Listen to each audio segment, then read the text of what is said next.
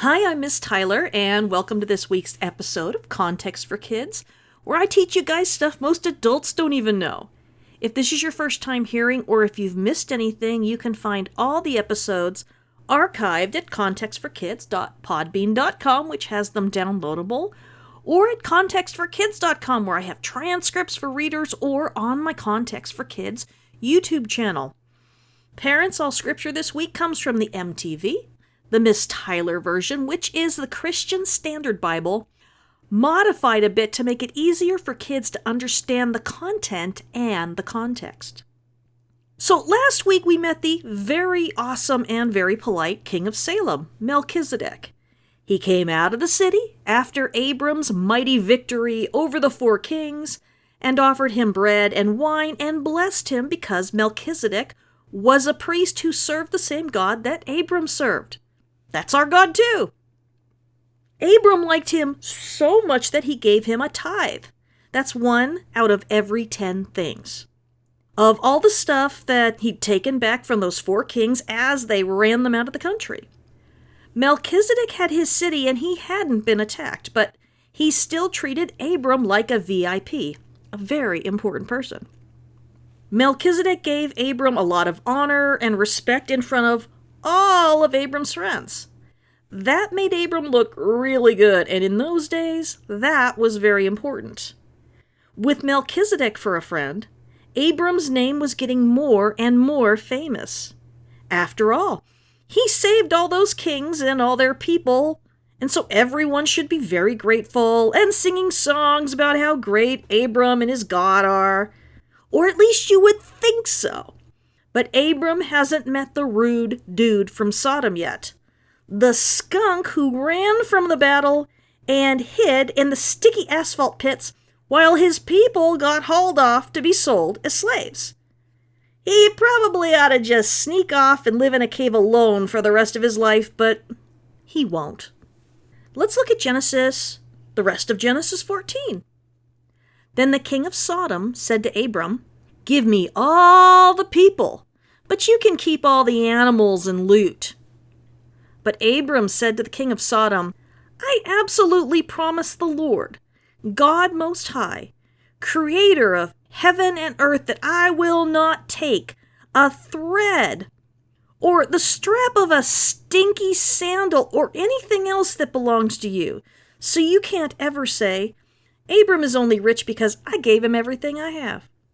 I'm not going to take anything except what the servants ate while they were rescuing everyone. But as for the men who came with me, Aner, Eshcol, and Mamre, they can decide what they want to do with their own shares. First of all, I want you to notice what he didn't do. Melchizedek was grateful and generous to Abram. He didn't even have to come out of his city while Abram went by, but Melchizedek was classy. I guess that's why his name means King of Righteousness. And since he is the King of Salem, which means peace, he is also the King of Peace. Remember all the awful, silly nicknames that the Bible gave the five kings and how the King of Sodom's name was Barah, which means evil? Well, after Melchizedek acted like the perfect gentleman and host, Little King Evil Sticky Britches, because remember he was in the asphalt pits, walks right up to Abram, bold as you please, and starts telling Abram what to do. You know, as if he's still a king. And he even manages to do it in a way that sounds like he thinks he's being generous. You know, like all the stuff actually belongs to him. Or like, maybe he thought he was next in the tithe line. I figure he said something like, "Yeah, all the people, they're mine. And you will give them to me pronto. I don't care about anything else, their belongings, their animals, nothing. You can take all that away with you as a display of my generosity because I am just that awesome." Or maybe, "Let me take these people off your hands and you can accept all the loot as a gift, so you won't have the hassle of dealing with them." Okay, so the Bible doesn't really say that, but we're playing the what-if game because it makes it funnier. But King Sticky Britches doesn't have much of an army anymore, and his clothes are probably smudged with the gooey black sticky asphalt. But why does he even care about the people when he could have all their stuff? That surprises a lot of people, but the answer's pretty simple. Being a king isn't about having a lot of money.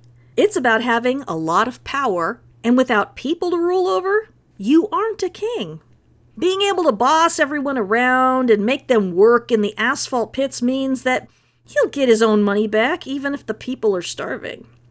I don't think he wants the people back so they can all go home to Sodom and sing Kumbaya and be grateful to return to their homes because they're such a big, happy family. I think he wants them for slave labor so he can have everything he lost back again. And I've been wondering, he asked for all the people. Maybe he isn't just asking for the people who lived in Sodom, but everyone else too. After all, the 4 kings would have taken only the people they could get a good amount of money for. Everyone else, they would have just left them behind in the cities. If King Sticky Britches gets all the young, strong people, he will quickly become the most powerful king on the plains. It may not be a big kingdom, but it would be his. There seems to be a lot more than meets the eye, but one thing for sure, we just don't get any sort of idea that the people would be in good hands with the King of Sodom either. But our man Abram, he's not fooled for 1 second. King Sticky Britches is trying to distract and tempt Abram with stuff. But Abram already has a ton of stuff that he got from lying to Pharaoh when he didn't trust God to protect him. He had so much stuff that he had to send his nephew Lot away. And it is really hard, not to be tempted by stuff, and more stuff. Even something as small as a piece of candy, unless it's a Jolly Rancher, because... But people who need more and more are called greedy in the Bible. And we can be greedy for a whole lot of things. Maybe it's money, or popularity, or sports trophies, or food, or more toys, or whatever. Food is a tough one. Once we get greedy about having more of it than anyone else, or more than we actually need. Food's a tough one for me, actually. And the King of Sodom knows that people are greedy, and he's going to try and use that to get what he wants. He wants power. But Abram knows this, and he's prepared himself beforehand. You see, Abram's already protected himself from temptation by swearing an oath, which is an absolute promise to God not to take even a tiny thread of anything that came from Sodom and the people there, and especially from their king. After all, he didn't go and do this so he could get rich. Abram went because his nephew needed to be rescued, and not for the last time either, because that's what family did in those days. This was about honor and not about loot. But he was only one of the men who went on the rescue mission. Aner, Eshcol, and Mamre had a say in the matter too. I am betting they took the stuff because they had a right to it, according to the laws of the ancient Near East. So Melchizedek got 1/10 of Abram's share, and the 3 brothers would probably have taken most all the rest. We don't know actually what happened to the people, or to the things, or to the kings. The Bible never says, but we do know that about 15 years later, the city of Sodom was way worse than it ever been before. The people of Sodom were terrible bullies. All the men of the city is what the Bible says, and they were incredibly cruel to visitors. But Abram was telling the king of Sodom that God was his only patron. And that was a big deal in the ancient world. That's actually the main part of what I'm going to teach today. So what does a society do when there are no banks? That's tough because it means that most people can't get a loan for what they need. Whether that was to buy seeds, or a plow, or oxen to pull the plow, or anything. We have it so much easier now because people can actually buy what they need, but when Abram lived, there was nothing like that. If a poor farmer needed these things, he would go to a rich person and would ask for something called benefaction. And it was true in Jesus' time as well. It was the normal way of getting things that were expensive and difficult or impossible to find. It went something like this. A person who needed something would show up in the courtyard of someone with a lot of money. "Oh, great master," or mistress, because a lot of rich women gave people money to do things too. "Look upon your humble servant with graciousness and pity. You are too excellent not to be aware that my family lost everything in the fires last year, and so now we find ourselves in need of seed for planting and a yoked pair of oxen. Most excellent master, if you will look upon our situation with kindness and provide what we need, your bakers will never lack for the very best of our grain, and your steward will never lack fresh vegetables and herbs for your table. And we will tell everyone, near and far, of your greatness and mercy and generosity for the rest of our lives, and we and our children will always be loyal to your family." And so the rich man or woman would provide the family with what they needed to start their farm again. And the family would immediately begin by telling all their friends and neighbors how amazing these people were. And not only that, but they would show up bright and early on various mornings at the rich people's home to see if they needed anything done. Perhaps the son or daughter would come by and offer their services, running errands or delivering messages or doing this or that job around the home or on their property. This was all their way of showing their gratitude, which is their thankfulness to the family. And because that family gave back to the rich people in this way, because they could never afford to pay them back any other way, when they would ask again for something else, the rich people would give them what they need. And as long as this poor family, who are called clients, kept being grateful for what they were getting, they would keep receiving whatever it was that they needed. And the reason for this is actually really interesting. You see, money wasn't nearly as important in the ancient world as a person's reputation or status or honor. And when I say honor, I'm not talking about how we would call someone honorable for being honest or for rescuing puppies from a fire or whatever. They didn't care about that sort of thing, and they considered both of those to be stupid most of the time. This was the world that Abram was born into, and why he didn't really mind lying to the Pharaoh of Egypt about Sarai just being his sister and not his wife. They figured it was just smart to lie to anyone and everyone unless they were actually family. When one of the 10 Commandments told them that lying was a bad thing, that would have been a surprise to them. What they considered honorable was totally different from how we look at it. To them, the people with honor were like the popular kids in school. And everyone who has ever been around other kids knows that popularity has nothing to do with whether you're a good person or not. Popular people are just popular, and the reasons why aren't always clear. But in the ancient world, you knew exactly why someone was popular. And some of the reasons are the same then and now. First of all, you had a lot of honor if your family was important in some way. If they were politicians or related to the king or a famous general or something like that. Second, you had a lot of honor if you accomplished something amazing, like if someone was a great war hero or a great artist or a famous poet. Third, you had a lot of honor if someone important gave you an important job. You could be born into a family that already had a high honor status, or you could earn honor through the things you did. And these rich people who gave away money and supplies were doing it not because they were kind and generous, but because that's how they kept their honor or their good reputation in the community.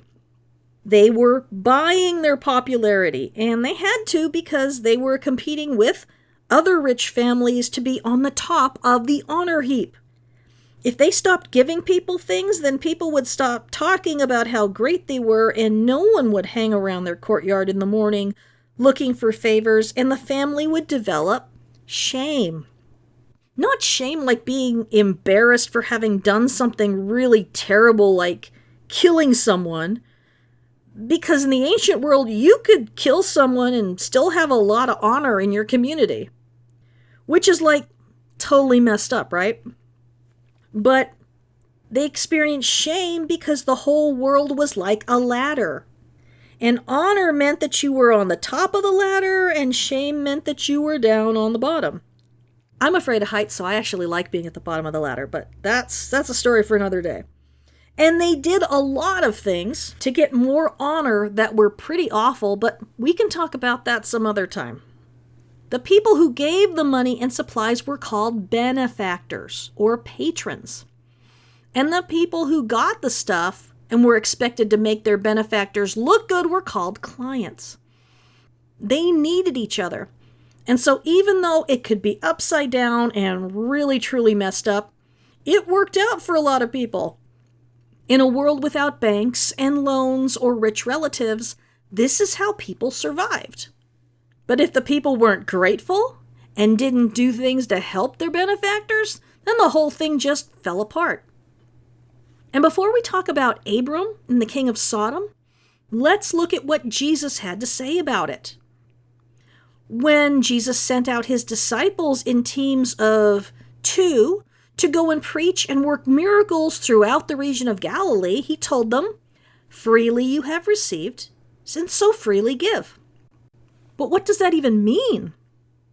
Well, Jesus was telling them that he was their benefactor or patron, and they were his clients. He gave them everything they needed to go out and preach. He gave them the message to preach, and he gave them the power they needed to do amazing things like heal sick people, raise dead people so they'd be alive again, cure leprosy, and chuck demons out of people. And he'd given it to them for free, but in return they needed to do 2 things. 1, they needed to be grateful and tell everyone about Jesus' message and to make everyone honor him. 2, they needed to do for others what Jesus had done for them. In return, people would have given them a place to stay while they were in town, and they would have fed them. Because they understood what was happening, they wouldn't just take and take and take and give nothing back. Jesus is telling them not to demand money, just like they hadn't paid him, but that people would take care of their needs in return for what they were doing. Otherwise, Jesus would have just called a bunch of rich people who could afford to be his disciples. We honor Jesus by being generous with the people he sends to help us. But Jesus told his disciples to be very careful and not to favor the rich people over the poor people, because that was like the opposite of the kingdom of heaven. In this world, we're always going to be judged for how much money we have, how we look, what our jobs are, if we're good at sports, and that kind of stuff. But in God's kingdom, we're judged based on what we've done. Someone who spends their life translating Bibles into new languages or cares for orphans or refugees, they're the ones who have high honor in God's kingdom, where money and how we look and if we're good at sports just mean absolutely nothing. God isn't impressed with those things. He wants to show the world what he is like, and that's a job everyone can be equally good at. And the King of Sodom.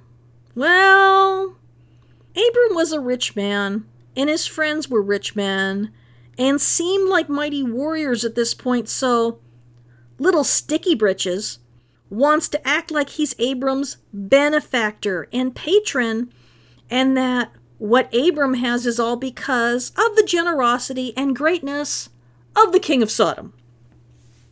That's what it meant when Abram said he didn't want the King of Sodom to be able to say that he made Abram a rich man. Doing that would give a whole lot of honor to the King of Sodom, and he just didn't deserve to have any of it. The person who gives was seen as better and more honored than the person who received the gift. And so the King of Sodom would have been able to say that he was greater than Abram. even though Abram was the one to win the battle and rescue the people and their stuff. The king of Sodom should have just been on his knees thanking Abram and treating Abram as his benefactor and patron, because Abram did something for the king of Sodom that he couldn't do for himself. In fact, he and the other 4 kings had failed miserably. I tell ya, that rude dude had a lot of nerve trying to pretend like he was doing Abram a favor. Abram told Little Sticky Britches that his benefactor and patron was God and only God, and that he would never accept even the smallest string or stinky sandal strap. Abram was telling the king of Sodom that his stuff wasn't even remotely worth having. What Abram said to the king of Sodom was very insulting, and Abram really shamed him. Abram didn't recognize him as a mighty king, and he didn't recognize him as being much of anything. Abram was saying, "You aren't better than me or my friends." And that would have made the king furious, and especially if people saw it happen. A king could only stay a king if everyone agreed that he had the highest honor status in the city, if he was the most famous and most powerful and richest. But without the people, he had no power. He was just a regular guy. Without stuff, he wasn't rich either. He was just a regular guy. And Abram wasn't going to let him be famous, bragging about how he gave Abram everything. Since the guy who rescued everyone is disrespecting their king, he might not be a king for much longer. That's how it all worked in the ancient world, and still does in some places to this day. What happened to that king amounts to one huge kick in the backside, and we will never hear of the evil king of Sodom again. And that's the very end of this Genesis chapter 14. And chapter 15 is one of the most important chapters in the whole Bible. But before we get to that, I want you to notice something. Remember what God told Abram at the beginning of chapter 12? Let's take a look. The Lord said to Abram, "Go from where you're living, your relatives, and your father's house to the land that I will show you. I will make you into a great nation. I will bless you. I will make your name great, and you will be a blessing. I will bless everyone who treats you well, and I will curse anyone who treats you badly. And all the peoples on the earth will be blessed through you." Why is this important now? Because finally, when Abram doesn't have anything to do with Lot after rescuing him, he's finally totally obeyed God. He left his home. Check. He left behind his relatives. Check, check. He left behind his father's house. Check, check, check. And he went to the land of Canaan. I don't want to say check anymore. Finally, Abram is totally cut off from everything and everyone he left behind, and it's just him and his own household and God now. How will God respond? What will God do? In chapter 15, things are going to get really exciting, and you're going to see and learn things that we haven't seen or learned up to this point. We will even see the beginnings of God's plan to give us Jesus as our Savior. But as we've seen, Abram had to learn to trust God, and he had to learn how to begin to obey him. Abram won't always get it right, and in some chapters, he's a total mess. But God's plans don't rely on Abram being a perfect person, or on you and me being perfect either, which is totally a good thing because I would totally have messed everything up already. God's plans depend on God. God's plans depend on God being perfect. And we can all be very relieved about that. I love you. I'm praying for you. And I want you to remember the big lesson from chapter 14. That even when God doesn't get mentioned and doesn't seem to be a big part of the story, he's always there, always paying attention, and always working behind the scenes in big and small ways to work things out.